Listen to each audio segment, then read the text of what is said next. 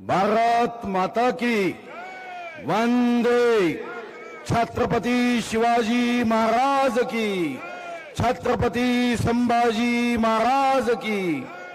या मंचावर उपस्थित भारतीय ज्ञान विज्ञानाचे आचार्य श्री दिनेश कुमारजी, महामहिम राज्यपाल महोदयांचे आदरणीय सचिव श्री प्रशांतजी नारनवरे, या विद्यापीठाच्या कप्तान कुलगुरू श्रीमती डॉक्टर उज्ज्वलाताई चक्रदेव, कुलसचिव डॉक्टर विलास नांदावडेकर, संचालक श्री जितेंद्र कुमार तिवारी जी, आजीवन अध्ययन संचालक प्रभाकरराव चौहान जी, कैंपस संचालक डॉक्टर राजेश इंगोले जी, सौभाग्यवती पूर्णिमाताई मेहता, डॉक्टर प्रांजल बोगावार, चित्राताई जोशी, डॉक्टर मंजुषाताई कानडे, डॉक्टर नीताताई गांबे, आदरणीय चंदन भैया, डॉक्टर सुशील मुंदड़ाजी, डॉक्टर दीनदयालजी कावरे, श्रीमती अरुंधताताई कावडकर, एडवोकेट निलेश चौरे, मधुसूदनजी रुंगथा, अधीक्षक अभियंता सोनालीताई चव्हाण,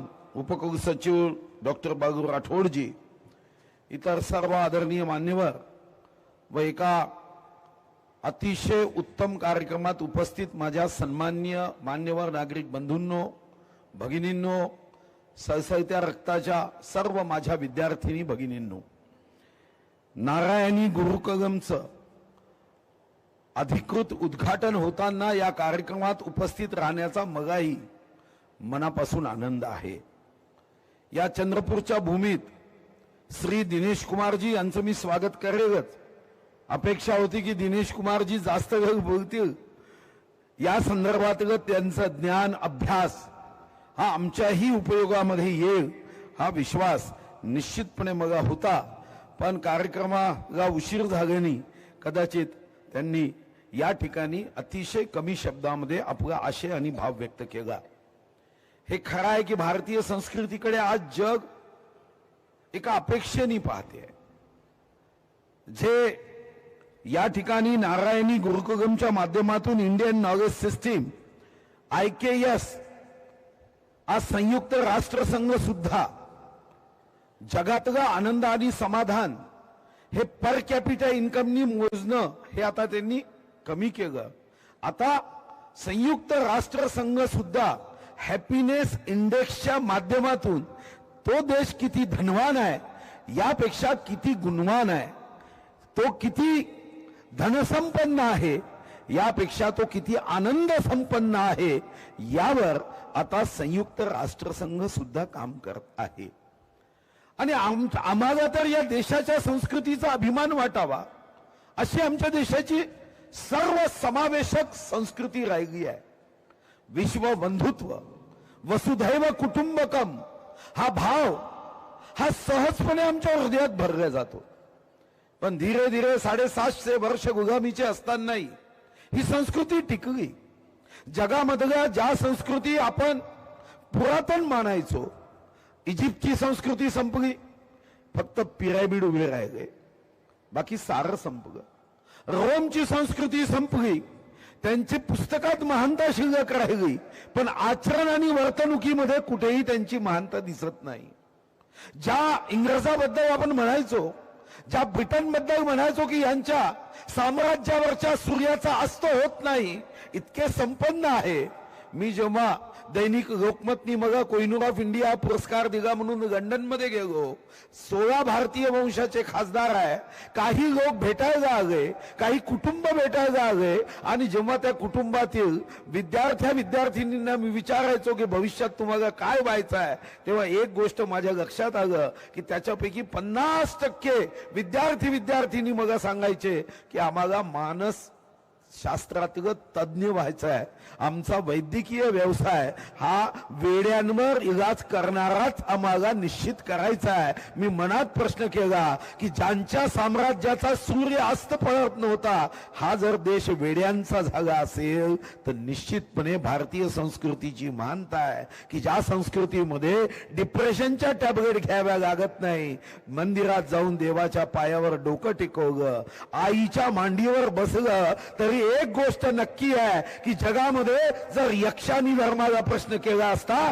की जगातील सर्वात सुरक्षित जागा कोणती, तर कदाचित धर्मराजांनी सांगितलं असतं की आईच्या मांडीपेक्षा सर्वात जगातील सुरक्षित जागा राहू शकत नाही. हे जे संस्कार आहे. मी चीनमध्ये विधानसभेचा अभ्यास करण्यासाठी विधानसभेचा प्रतिनिधी म्हणून गेलो आणि त्या दिवशी मला जाणवलं की आमची संस्कृती महान आहे, पण ती शिकवण्याच्या साठी होणारे प्रयत्न मात्र अल्प आहे. चीनमध्ये जेव्हा गेलो तेव्हा भारतीय राजदूत सांगत होता की 1976-77 मध्ये चीन तर अतिशय मागास आणि भिकारी असल्यासारखा देश होता, पण चीन आज पुढे गेला. त्यांनी मला सांगितलं की यांचं साधं सूत्र आहे आणि ते साधं सूत्र आहे -9+2. मग पहिल्यांदा समजलं नाही -9+2 का असते. आणि मग मी इथं आल्यावर त्या सूत्राचा अभ्यास केला तेव्हा लक्षात आलं की मेडिकल सायन्स रिसर्च नंतर आपल्याला सांगताय की गर्भामध्ये असणारा मुलगा, जेव्हा आपण अभिमन्यूची कथा ऐकली ती फक्त झोप यावी म्हणून ऐकली, विज्ञान समजून घेतलं नाही की गर्भामध्ये असणारा अभिमन्यू सुद्धा हा ते ज्ञान ग्रहण करू शकतो. चीननी गर्भसंस्कार सुरू केले आणि आम्ही मात्र गर्भसंस्काराच्या माध्यमातून पार्ट्या सुरू केल्यात.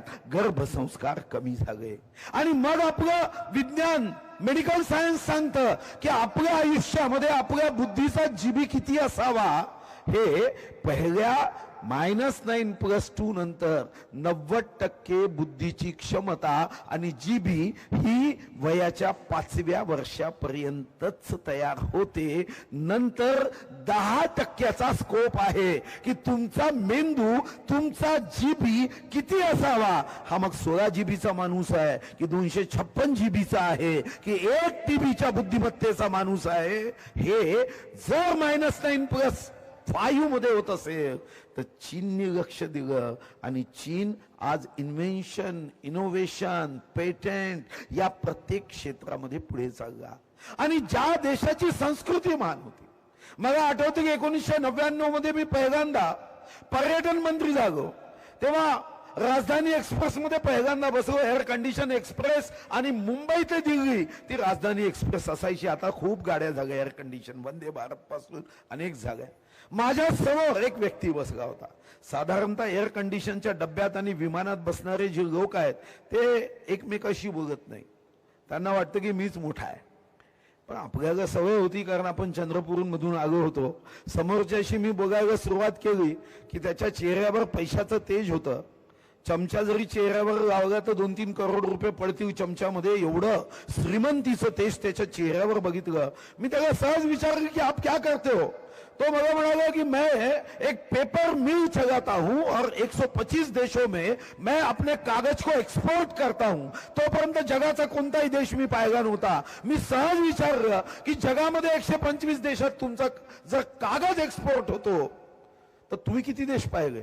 तो म्हणाला मी 124 देशाचा प्रवास केला. मग पुढचा प्रश्न स्वाभाविक होता, साहजिक होता की 124 देशामधला सर्वात सुंदर देश कोणता. 10 सेकंद त्यांनी अतिशय पवित्र चेहऱ्याने डोळे मिटत पुन्हा उघडले आणि मग म्हणाला की कदाचित माझं हजारो जन्माचं पुण्य असेल, माझा जन्म हा भारतात झाला, यापेक्षा सुंदर देश असू शकत नाही.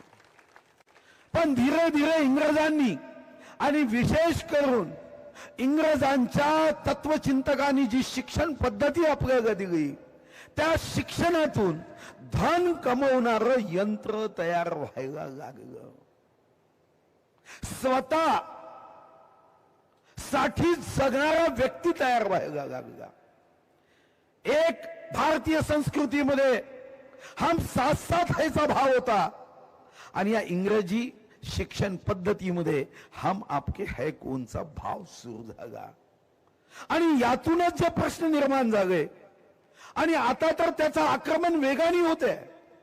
कधीतरी आपण लहानपणापासून शिक्षकाच्या मुखातून हे शिकलो, मातृदेवो भव, आई देवा समान आहे, पितृदेवो भव, पिता देवा समान आहे, आचार्य देवो भव, आचार्य देवा समान आहे. पण आता भीती वाटतं एआयच्या युगामध्ये की यंत्र देवो भव असं होता कामा नये. आणि एआय मध्ये तर मला नेहमी एक प्रश्नचिन्ह आहे की भारतामध्ये वेद आलेत, उपनिषद आलेत. मी अनेकदा असा विचार करायचो की हे भगवद्गीता जेव्हा सांगितली तेव्हा कोणी घेऊन घेतली असेल. हे वेद सांगितले तेव्हा कुठं प्रिंटिंग प्रेस तर नव्हती, कॅम्प्युटर नव्हते, टायपिंग मशीन नव्हती. आणि म्हणून मी पुस्तकं वाचलं तेव्हा लक्षात आलं की ही आमच्या संस्कृतीची महानता ही तर मुखपाठ करून एका पिढीतून दुसऱ्या पिढीकडे जायची, दुसऱ्या पिढीतून तिसऱ्या पिढीकडे जायची. आणि आज अमेरिकेतल्या 30 विद्यापीठामध्ये आमच्या संस्कृत भाषेचा अभ्यास केला जातोय. स्टॅनफोर्ड पासून हार्वर्ड पर्यंत प्रत्येक विद्यापीठामध्ये आम्ही आमची भारतीय संस्कृती शिकणारे विद्यार्थी, आणि तेही गोऱ्या चमडीचे. आणि आम्ही मात्र आमच्या संस्कृतीपासून दूर चाललो. तुम्ही जर्मन मध्ये गेलात तर जर्मन मध्ये डिप्लोमा इन इंडोलॉजी शिकवल्या जात आहे. डिप्लोमा इन इंडोलॉजी शिकवण्याचं एकच कारण आहे की माणसाला धनातून समाधान लाभेल हे अर्ध सत्य आहे. उपजीविकेसाठी धन हवाय, पण धन हवाय याचा अर्थ त्या महमूदच्या गाण्यासारखं नाही, ना बाप बडा ना भैया, the whole thing is that की भैया सबसे बडा रुपैया. संस्कारी शिक्षण हवाय, स्वैराचारी नाही. आणि मग ती कथा कधी आमच्या शिक्षकांनी सांगितली की कथेचा भाव काय, तुम्ही काम करता का, आपण प्रत्येक गोष्टीला पंचमहाभूताला नमन करतो, वंदन करतो, आठवण करतो, स्मरण करतो. याचं एकच कारण आहे. तो म्हणाले, आमचे शिक्षक आम्हाला शिकवताना म्हणाले की भाव कामासोबत महत्वाचा आहे की तुमचा भाव काय. तो म्हणाला, आम्ही एका देशात गेलो, तिथं भिंत बांधण्याचं आणि भवन बांधण्याचं काम सुरू होतं. वीट लावणाऱ्याला आम्ही विचारलं, क्या कर रहे हो. तो म्हणाला, ईट लगा रहा हूं. दुसऱ्या देशात गेलो, तेच काम करणारा एक व्यक्ती होता, त्याला विचारलं, क्या कर रहे हो. तो म्हणाला, भवन का निर्माण कर रहा हूं.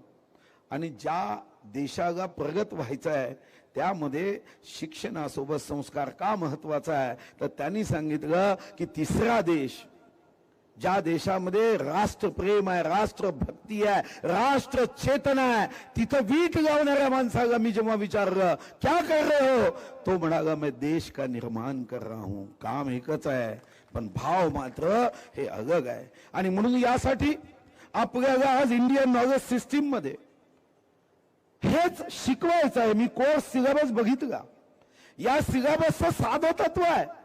हे तत्व आहे जे भगवान महादेवानी माता पार्वतीनी जेव्हा स्पर्धा लावली, कार्तिकेय महाराज पृथ्वीला प्रदक्षिणा करत राहिले आणि भगवान गणेशानी आपल्या आई वडिलांना प्रदक्षिणा करत सांगितलं की माझ्या दृष्टीने या पृथ्वीपेक्षा माझे माता पिता श्रेष्ठ आहे. मात्या पित्याला मी जेव्हा प्रदक्षिणा घालतो याचा अर्थ पृथ्वीला प्रदक्षिणा घालणं आहे. आणि आमच्या भारतीय संस्कृतीचा हाच सार आहे. अरे जग जिंकायला निघू नका, मन जिंका, तर जग जिंकण्यापेक्षाही जास्त आनंद मिळू शकतो. आणि म्हणून मी जेव्हा मला संधी मिळाली तेव्हा मला आठवतं की मी पहिला मंत्री होतो जो स्वतःहून मुंबईच्या फक्त चित्रपटामध्येच दृश्य बघितले नाही, एशियाटिक लायब्ररीमध्ये मी स्वतः गेलो आणि स्वतः अर्थमंत्री म्हणून तेव्हा 15 कोटी रुपये रिसर्च आणि तिथं असणाऱ्या पुस्तकांच्या संरक्षणासाठी दिले. जेएनयू मध्ये जिथं आपण सांगतो की भारताचे तुकडे करण्याच्या दृष्टीने मानसिकता तयार आहे, तिथं गेलो. तिथं व्हाईस चान्सलर पंडित मॅडम त्यांना सांगितलं की छत्रपती शिवाजी महाराज यांचं अध्यासन केंद्र करा. ते म्हणाले पैसे नाही आहे. 10 करोड मैं भेजता हूं. 10 कोटी मी सरकारच्या वतीने पाठवले. आणि जेव्हा मला आठवतं की मॅडमची भेट झाली आमची चंद्रकांत दादांच्या दालनात. आणि चंद्रकांत दादांच्या दालनात जेव्हा भेट झाली तेव्हा सहज विषय निघाला. तोपर्यंत तर मला मॅडमचा परिचय नव्हता की मॅडम SNDT युनिव्हर्सिटीच्या व्हाईस चान्सलर आहे.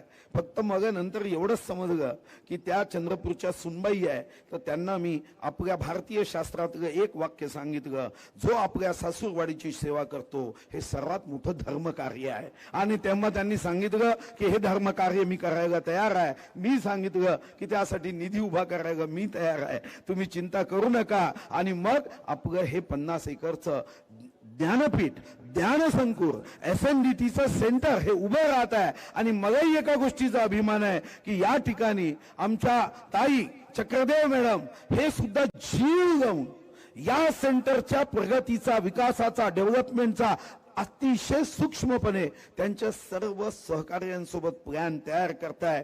आणि मला विश्वास आहे की खरं तर चंद्रपूर हे जरी देशाच्या नकाशामध्ये पहिल्यांदा थोडंसं मागे होतं, पण आता तुमच्यापैकी अनेकांना माहित असेल की राम मंदिरातला प्रत्येक द्वार महाद्वार हे चंद्रपूरच्या लाकडाने बनवलं.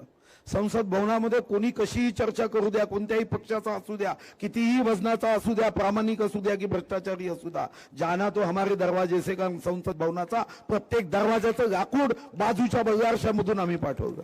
इथंच थांबलो नाही आम्ही. आता पंतप्रधान महोदयांचा पीएम हाऊस ज्याला आता त्यांनी कर्तव्य पथ मध्ये सेवा असं त्या इमारतीचं नाव देवं.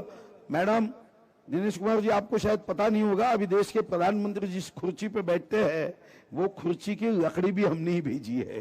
वो हमारे बाजार शाह के टिकवुड के इसमें बैठते हैं. ये वाघों की भूमि तो है दिनेश कुमार जी, मगर एक बात सुनकर आपको भी खुशी होगी कि ये गरीब वन क्षेत्र का प्रदेश है. मगर जब भारत चीन का युद्ध हुआ और तात्कालिक प्रधानमंत्री स्वर्गीय हमारे पंडित जवाहरलाल नेहरू जी ने आह्वान किया कि हमें इस देश के सैनिक कोष के लिए सुवर्ण या पैसा चाहिए, तो आपको सुनकर अभिमान होगा, हमारा ये सुनकर अभिमान होगा कि तब देश में सबसे ज्यादा सुवर्ण दान, सोने का दान करने वाला ये चंद्रपुर जिला रहा.